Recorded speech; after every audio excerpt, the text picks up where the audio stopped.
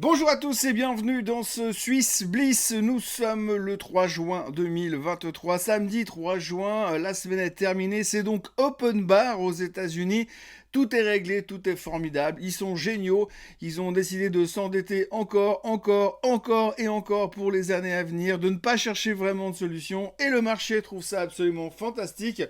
Grosso modo, je crois que le marché se fout totalement de savoir si c'est une bonne ou une mauvaise nouvelle. Surtout, ce qui est important, c'est qu'il n'y aura pas eu de défaut. Bref, on termine donc la semaine en fanfare. On ne se pose plus aucune question. Pourtant, il y a des chiffres qui laissent supposer qu'il y a encore d'autres problèmes qui nous attendent. Oui, parce que contrairement à ce que l'on peut l'imaginer, eh bien, à partir de lundi matin, on va parler de taux, on va parler d'inflation, on va parler d'action de la Fed, et puis surtout, on va voir comment est-ce que notre cher gouvernement américain, notre cher parfait gouvernement américain, va faire pour emprunter les 1000 milliards dont ils ont besoin tout de suite maintenant pour continuer à fonctionner normalement. Mais ceci est une autre histoire, un autre monde et une autre semaine. Parlons d'abord de ce qui s'est passé durant celle qui vient de se terminer.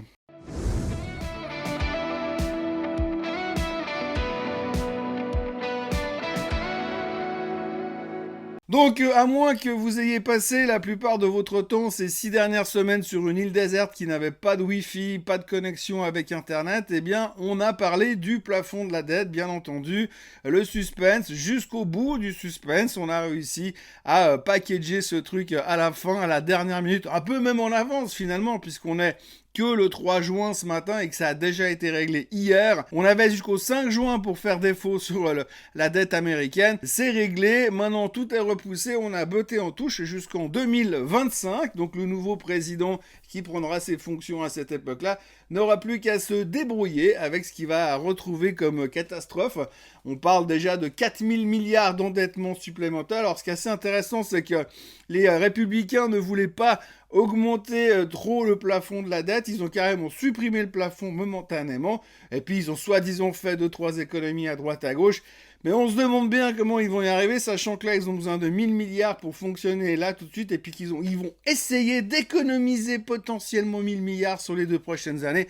Bref, on n'a pas fini de rigoler parce que le problème n'est pas réglé, le problème est simplement repoussé, mais ça suffit largement au marché pour continuer son bonhomme de chemin. Par contre, ce qui n'est pas réglé, c'est les taux d'intérêt, donc le 13 et le 14 juin, ce sera le sujet de la semaine prochaine, je vous le disais avant, eh bien la Fed va se réunir, et si l'on observe les chiffres économiques qui sortent en ce moment, eh bien on peut quand même se poser des questions et commencer à s'interroger sur la suite des événements concernant les taux. Oui, parce qu'en fait, si on regarde déjà le PCE qui est sorti vendredi dernier, donc il y a une dizaine de jours, eh bien on se disait ouais, eh bien l'inflation baisse à certains endroits mais elle monte ailleurs, ce qui fait qu'elle reste quand même vachement collée autour des 5% d'inflation et qu'on est encore loin des 2% attendus par la Fed, donc potentiellement il pourrait éventuellement monter les taux. Et puis alors quand on regarde les chiffres qui ont été publiés cette semaine, tous les chiffres qui sont liés autour de l'emploi, du travail, eh bien on voit que l'emploi est relativement fort encore, et donc par rapport à ça on pouvait aussi se dire c'est pas super rassurant. D'ailleurs vendredi,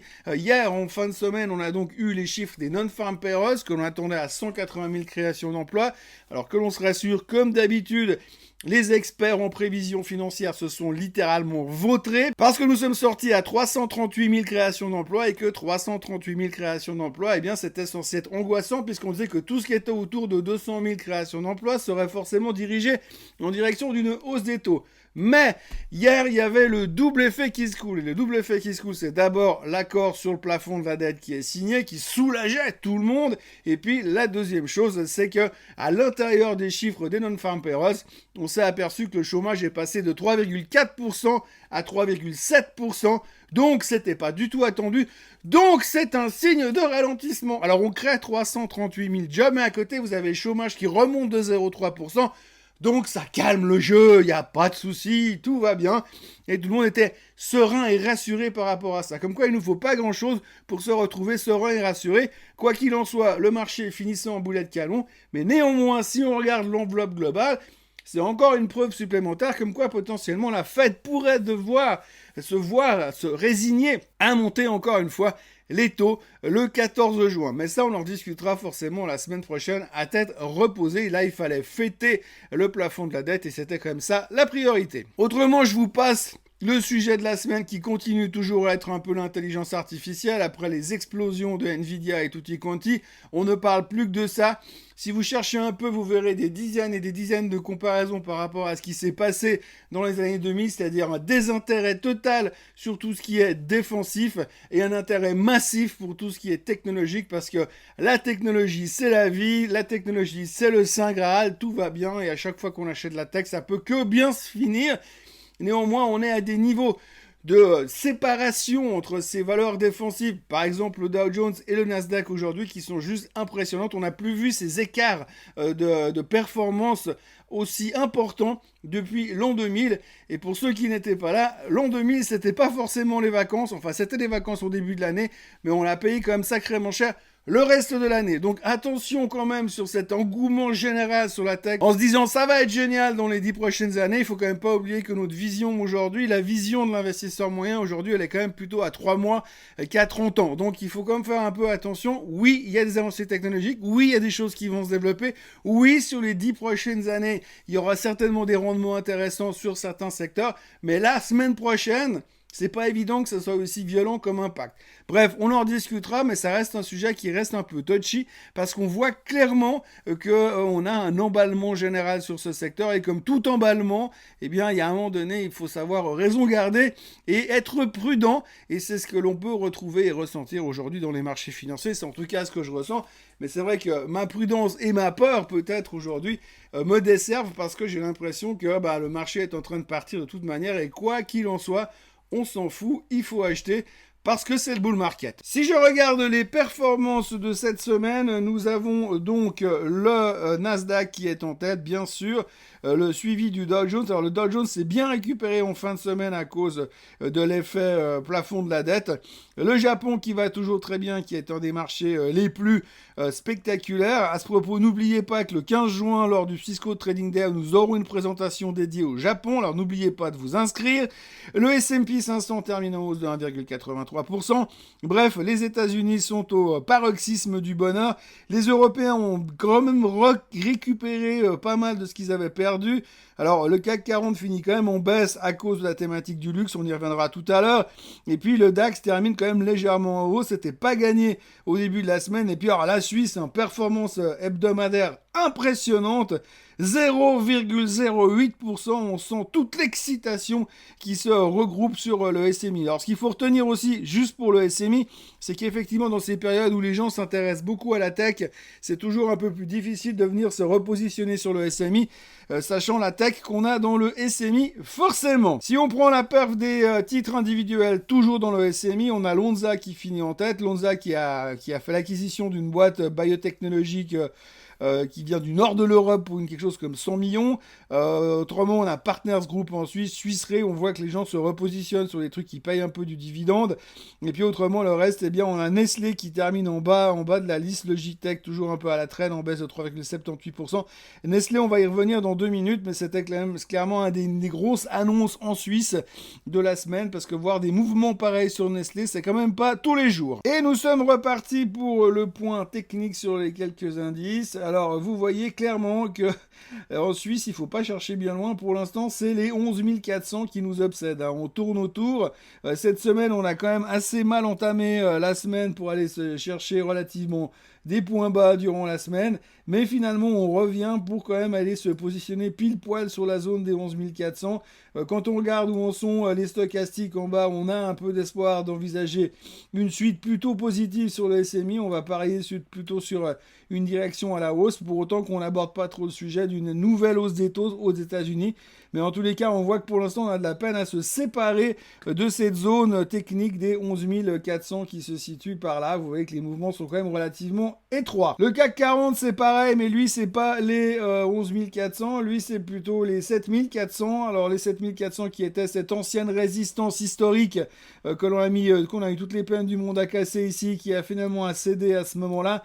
Et aujourd'hui, eh bien, on tourne autour. Alors, on a vécu une mauvaise semaine sur la France. La raison principale, eh bien, c'est la baisse de titres comme Hermès ou comme LVMH. Vous voyez ici Hermès qui s'est quand même bien récupéré en fin de semaine. Vous voyez également LVMH qui s'est bien récupéré également en fin de semaine, mais vous voyez que cet impact sur LVMH durant toute la semaine, ça c'est cette espèce de crise chinoise qui nous obsède pour l'instant, eh bien a pesé sur l'ensemble des valeurs du luxe, et ça se ressent clairement sur l'indice principal qui a bien souffert cette semaine, mais qui termine en boulet de canon. Merci à la dette américaine. Hein. Au passage, il y a toujours des commentaires négatifs sur la dette française, mais visiblement, sur le CAC, on est plus intéressé par la dette américaine que la dette française, qui n'est pas au top.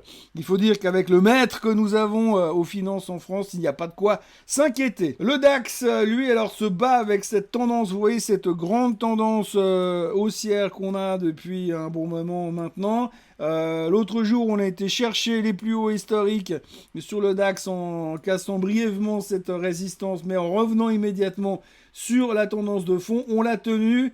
Grand bien nous fasse, on est en train de repartir à la hausse. Là aussi, vous voyez les stochastiques relativement faibles. On peut espérer qu'on revienne à la hausse, qu'on casse la résistance des 16 300 et puis qu'ensuite on puisse repartir sereinement sur le DAX, mais c'est pas encore tout à fait gagné. Le S&P 500, alors on se posait la question depuis un bon moment, serons-nous capables de casser la résistance des 4200? Serons-nous capables de rentrer en bull market?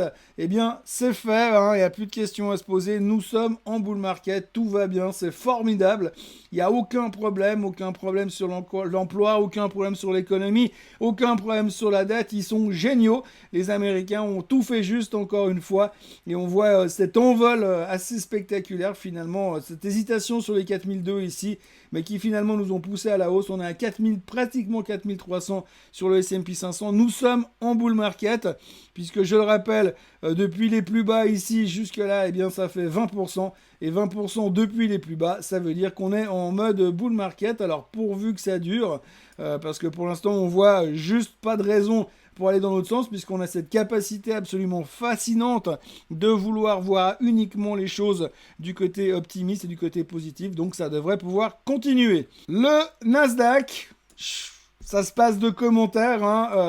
Je ne veux pas revenir sur les considérations des vieux qui ont vécu la bulle d'Internet de l'an 2000, mais ce genre de configurations haussières qui sont quasiment verticales, font toujours un peu peur. Il ne faut pas oublier qu'on est parti de 13 160 et qu'on est à 14 600, et ça c'était en l'espace de 10 jours. 10 jours pour en arriver là, ça fait beaucoup, et généralement on dit toujours que les arbres ne peuvent pas monter au ciel.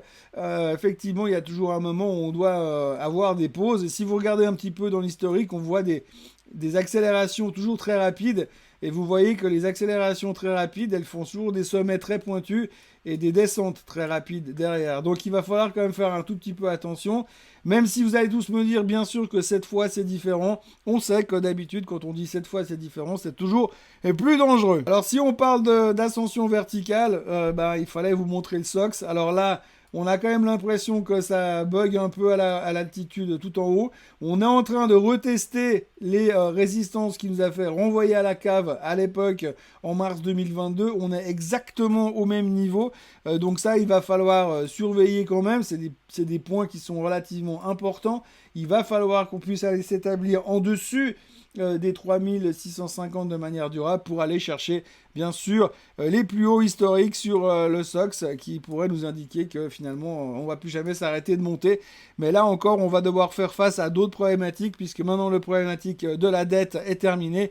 On va peut-être se concentrer sur les taux pendant quelques jours, ce qui pourrait nous poser encore quelques doutes ou quelques interrogations ces prochaines semaines. Si on revient sur ce qui se passe en Suisse en ce moment, eh bien on notera que cette semaine nous avons eu les publications du PIB qui est en hausse de 0,6% sur 6 mois et de 0,3% sur 3 mois. Comme vous le voyez, c'est super excitant, on sent vraiment qu'on est à full power. Ça reste quand même relativement tranquille. Le COF en Suisse a d'ailleurs annoncé que les perspectives étaient relativement moroses. Alors, on verra ce que ça veut dire morose, on sait ce que ça veut dire les prévisions économiques, hein. On voit quand même que systématiquement, mis à part se gourer, on fait pas grand-chose d'autre, mais néanmoins, on sent que ça reste constructif, mais pas non plus euphorique. Il est clair que vu la situation, il ne faut pas oublier non plus que l'inflation réelle est quand même très présente, mais vu la situation, eh bien, on pourrait quand même s'inquiéter d'un éventuel ralentissement, mais l'un dans l'autre, on s'en sort pas trop mal. Mais il ne faut pas non plus s'attendre à une espèce d'énorme euphorie. C'est vrai qu'on le vit au niveau des marchés, mais quand même un tout petit peu moins au niveau de ce qu'on appelle Main Street. Dans les grosses histoires de la semaine, eh bien Nestlé, je vous le disais tout à l'heure sur les performances hebdo, Nestlé termine relativement mal. Nestlé a mal vécu sa semaine. La raison principale, c'est le départ de son CFO, le Chief Financial Officer de Nestlé, est donc parti. Il va rejoindre la nouvelle structure de Sandoz, le board de Sandoz. Donc là, le géant Veuvezan se retrouve sans CFO. Alors ils ont déjà retrouvé une nouvelle CFO, puisque c'est la CFO de la bourse de Londres qui va remplacer Monsieur Roger à la tête des finances de Nestlé. Mais néanmoins, l'annonce n'a pas vraiment plu et on se retrouve avec un titre qui était pas mal sous pression cette semaine, même si fondamentalement ce ne sont que des Chief Financial Officers qui se remplacent quand même de manière assez simple, la preuve puisque c'est déjà fait. Donc il faudra surveiller et puis revenir peut-être gentiment à un moment donné sur Nestlé, parce que ça n'est pas non plus ça qui va changer l'avenir du monstre du chocolat. Alors ce qui est rassurant dans Nestlé aujourd'hui, malgré la nouvelle, c'est que vous le voyez, on a cette fameuse tendance haussière qui passe par ici et qui passe par là. Et donc on est revenu juste en bas de la tendance haussière. Donc pour ceux qui font de l'investissement, je ne parle pas forcément du trading, mais pour ceux qui font de l'investissement et qui attendaient un moment pour se repositionner sur Nestlé, eh bien le moment est arrivé. La zone des 108-109 francs suisses est plutôt intéressante pour se repositionner et pour, comme d'habitude, jouer le range en espérant la voir remonter progressivement en direction des 117-118 francs suisses. Donc je pense que là, ceux qui jouent le trend, la tendance, le suivi de tendance, eh bien ils ont une belle opportunité de pouvoir faire quelque chose sur Nestlé. Parlons maintenant un peu luxe et commerce extérieur. On a eu les chiffres des exportations. Alors les exportations de marchandises en Suisse ont baissé de 6,8% par rapport au mois précédent. Les importations se sont contractées de 3,6%. Par contre, les exportations horlogères ont constaté certains rebonds en direction de la Chine. Alors, la Chine, c'est la grande thématique de ces derniers temps. Vous l'avez vu, lu et entendu. On en a parlé sur le CAC il y a 3 minutes. Grosso modo, eh bien, les Chinois, on s'attendait à un rebond massif après la libération post-Covid. Ça ne vient pas, ça reste très mou. On a eu beaucoup de chiffres économiques en Chine qui montrent qu'il y a un ralentissement qui est en train de se construire, que le chômage est en train de monter, surtout le chômage des jeunes, que les PMI vont pas bien et que la croissance économique est au ralenti. Et pour l'instant, et je dis bien pour l'instant, la Banque centrale chinoise ne veut rien faire pour soutenir l'économie chinoise. Alors ça peut venir du jour au lendemain, on les connaît, ils n'ont pas d'obligation d'attendre des dates précises pour intervenir, donc ça peut arriver d'un jour à l'autre, mais pour l'instant, on sent quand même que la thématique du luxe est en train de ralentir. Et puis, si on va un petit peu plus loin, aux États-Unis, eh bien, on a aussi eu des chiffres comme quoi les ventes de détail ralentissaient, comme quoi le chômage est en train d'augmenter, donc on peut quand même s'attendre à un moment donné que la consommation de ces deux moteurs de la consommation mondiale se ralentirait en même temps. Donc, si en même temps vous avez les deux qui commencent à ralentir, forcément au niveau du luxe, même si les gens qui ont beaucoup d'argent vont pas arrêter de dépenser, ils vont pas non plus acheter 14 sacs à main et 12 montres toutes les semaines juste parce qu'ils ont de l'argent.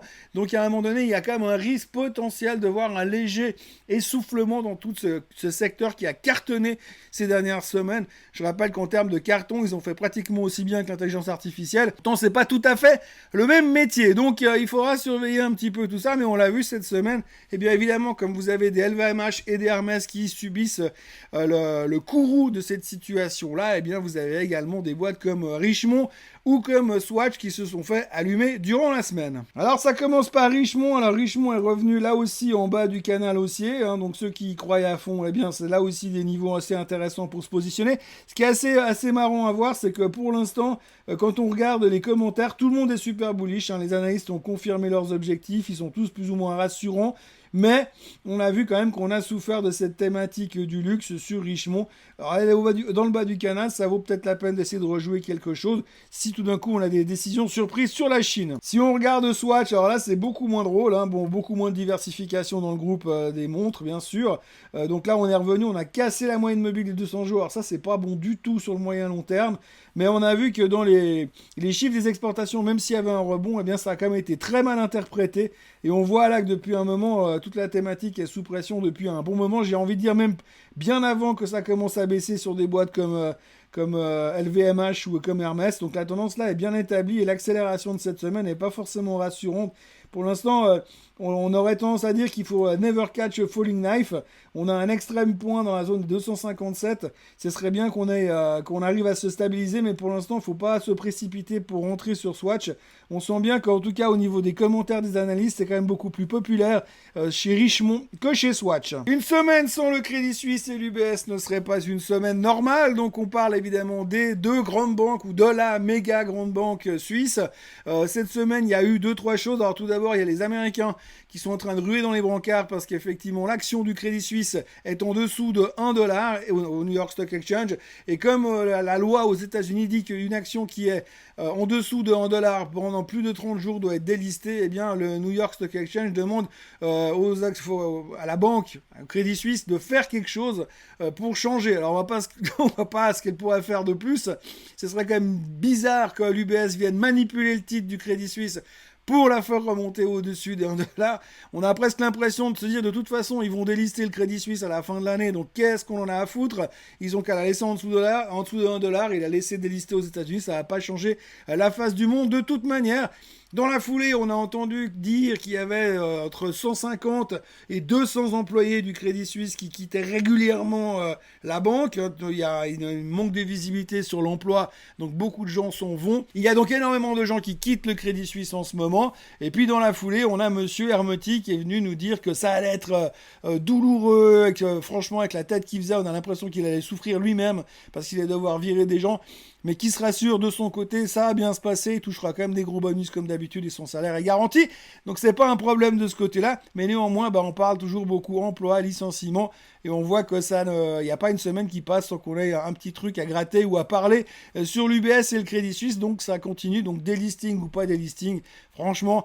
Est-ce que c'est vraiment important pour le moment? On notera aussi que le Conseil fédéral est favorable à la création d'une commission d'enquête parlementaire qui va étudier ce qui s'est passé avant la fusion UBS-Crédit Suisse, mais ce sera purement consultatif. En gros, ça va coûter une blinde, péter de fric de nouveau pour payer des mecs à rien foutre, et puis à la fin pour se dire oui, c'était pas bien, il y avait ça qui était pas bien, mais bon, comme c'est purement consultatif, on peut classer le dossier et passer à autre chose. Mais le Conseil fédéral a donc ouvert la porte à une enquête parlementaire et ça, c'est vraiment, on voit, la preuve totale de la transparence de la politique suisse et donc c'est extraordinaire. Je ne sais pas si c'est une bonne nouvelle ou une mauvaise nouvelle, mais c'est une nouvelle en tous les cas. Et puis on terminera avec Novartis. Alors Novartis qui a annoncé des bons résultats cliniques avec son médicament, le Kisqali, qui permet d'éviter les résurgences et les redémarrages des cancers du sein pour ceux qui ont été diagnostiqués suffisamment tôt. Donc c'était une bonne nouvelle au niveau des tests cliniques.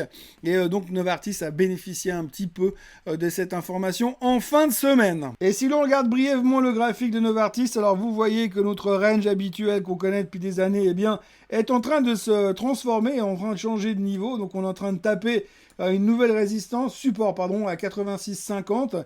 Et c'est là qu'on a rebondi sur la news du Kisqali. Donc pour l'instant, nouveau range sur Novartis, 86,50, 94. On a l'impression qu'on est reparti dans quelque chose de nouveau. À suivre attentivement, tant qu'on reste là-dedans, comme on l'avait fait sur l'ancien ici, on va pouvoir se repositionner pour continuer un peu à la hausse. Attention néanmoins, parce que quand Novartis ralentit, on a tendance à revenir rapidement très très bas. Mais néanmoins, tant qu'on reste en dessous des 86,50 sur Novartis, il y a un truc à jouer dans le range. Voilà ce que l'on pouvait dire en Suisse et dans le monde à notre connaissance. Il n'y a pas grand-chose d'autre à ajouter pour l'instant. Il me reste à vous encourager à vous abonner à la chaîne Suisse Côte en français et puis à sortir de chez vous pour aller profiter du week-end et laisser 5 minutes cette chaîne YouTube tranquille. Donc n'oubliez pas de vous abonner, n'oubliez pas de liker la vidéo, n'oubliez pas de la partager si ça vous a plu. Et puis on se revoit comme d'habitude lundi matin puisqu'on recommence des vraies semaines de 5 jours. C'est fini la saison des ponts. On va donc se retrouver lundi matin pour un nouveau Morning Bull Live. Profitez bien et à lundi. Bye bye.